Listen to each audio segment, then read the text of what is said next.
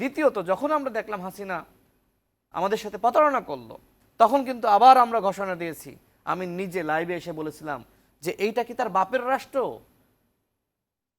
এই যে তার বাপের রাষ্ট্র, এই স্লোগান তো 24-এ শুরু হয়েছে, সেই বক্তব্য আমি 18 সাল দিয়েছি, আমি রাশেদ খান দিয়েছি।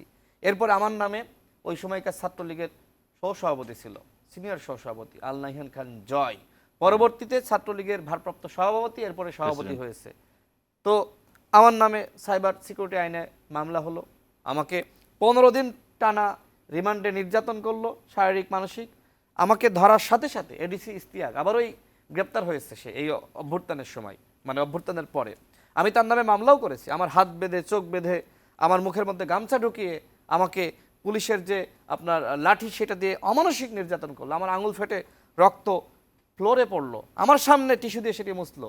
আমি যতবার দাঁড়াচ্ছি আমি যতবার দাঁড়াতে পারতেছি না, মানে আমাকে বলতেছে দাঁড়াইতে হবে, এই অবস্থায় আমি যতবার পড়ে যাচ্ছি আমার উপর ততবার নির্যাতন করেছে। আমার মানে বলার মতো না, এই দৃশ্যগুলো যখন চোখের সামনে ভাসে আমি আসলে সহ্য করতে পারি না। হাসিনার অত্যাচার এত জঘন্য ছিল, এতটা অমানবিক ছিল।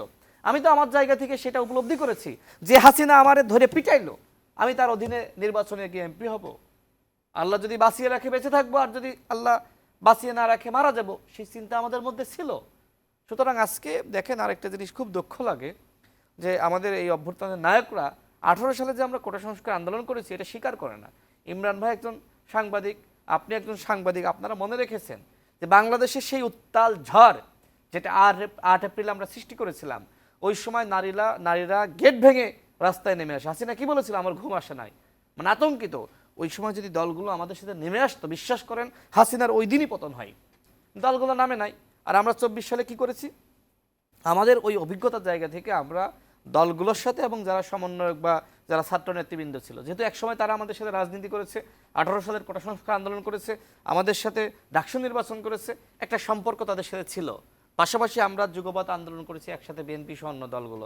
মাঝখানে যে সেতু বন্ধনের ভূমিকা, সেটা কিন্তু গণ অধিকার পরিষদ সেই দায়িত্ব পালন করেছে। কারণ গণ অধিকার পরিষদের নেতৃবৃন্দ সেই 18 সালের কোটা সংস্কার আন্দোলনের সংগঠক। অর্থাৎ 24 সালে যে ইতিহাস অনেকে জানে না, দেখেন সবসময় সব খেলোয়াড় সামনে আসে না, কিছু মেকানিজম পিছন থেকে করতে হয়। এবং আমরা কিন্তু যেমনিভাবে পিছন থেকে পরিকল্পনা করেছি, তাদের সাথে কথা বলেছি, আমরা এমনকি সমন্বয়কদের, ছাত্র নেতৃবৃন্দকে এটিও বলেছি যে তোমাদের সামনে আল্লাহ একটি সুযোগ দিয়েছে, এই আন্দোলনকে কাজে লাগাও। এই আন্দোলনকে শুধুমাত্র কোটা সংস্কার আন্দোলনের মধ্যে সীমাবদ্ধ না রেখে এই আন্দোলনকে কিভাবে জাতি মুক্তির আন্দোলনে রূপান্তরিত করা যায় সেই চিন্তা করো, প্রয়োজনে আমরা আমাদের জায়গা থেকে সহযোগিতা করব। তাদেরকে এই কথা আমরা আগেই বলে রেখেছিলাম। তারা আমাদেরকে বলেছিল না আমরা শুধু কোটা সংস্কার আন্দোলন করতে চাই। আমি কি এই টকশোতে মিথ্যা বলতেছি? আমি চ্যালেঞ্জ করে বলতেছি। এই কথাগুলো আমরা তাদের বলেছিলাম। যখন হত্যা শুরু হয়, যখন এইভাবে লাঞ্ছনার ঘটনা ঘটে, যখন তুলে নিয়ে যায়, তখন তাদের পক্ষ থেকে আমাদের বলা হয় ভাই এইবার দলগুলোকে বলেন নেমে যেতে।